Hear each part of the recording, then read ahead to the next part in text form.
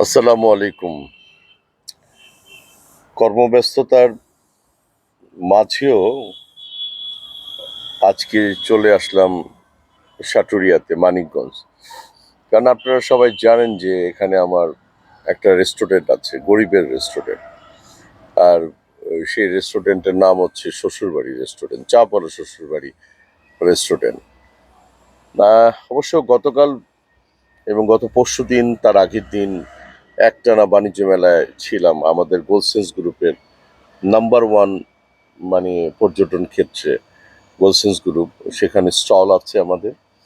আমি আবার আজকে এখানে সারাক্ষণ আছি, একদম রাত পর্যন্ত নেচারের কাছে আছি এবং এই নেচারটা উপভোগ করব, গ্রামের খাবার উপভোগ করব, আমার বিজনেসটা একটু দেখব এবং আগামীকাল আবার অরঙ্গাবাদ চলে যাব মানিকগঞ্জে। এখান থেকে প্রায় 25 কিলোমিটার, 25 থেকে 27 কিলোমিটার হবে অরঙ্গাবাদ।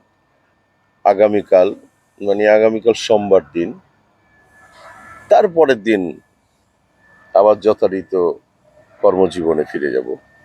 আল্লাহ যেন সবাইকে ভালো রাখে এবং নেচারের কাছে আসার পরে কি যে ভালো লাগছে, এই যে গাছের এবং মাটির গন্ধ, এই ফিলিংসটা আমাকে যদি 7 স্টার হোটেলে নিয়েও বসান, এই মজাটা আমি পাবো না।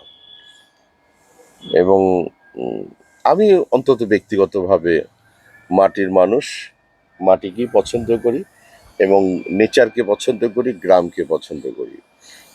আর আমার ছোট বিজনেস হোক, হোটেল হোক, আমার তো এটা আমাকে দেখতে হবে এবং তার জন্য চলে আসলাম।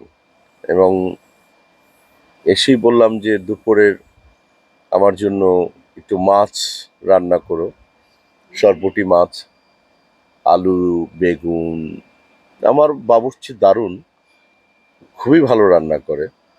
আর আতিথেয়তায় তো আমার ভাইগনা মামুন, ওর তো জুড়ি নেই। আর হোপফুলি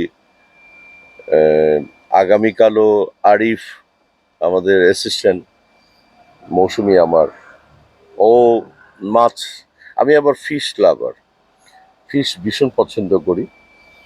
তার জন্য এখানে আসলে কোনো মাংস খাই না, ফিশটাই খাই।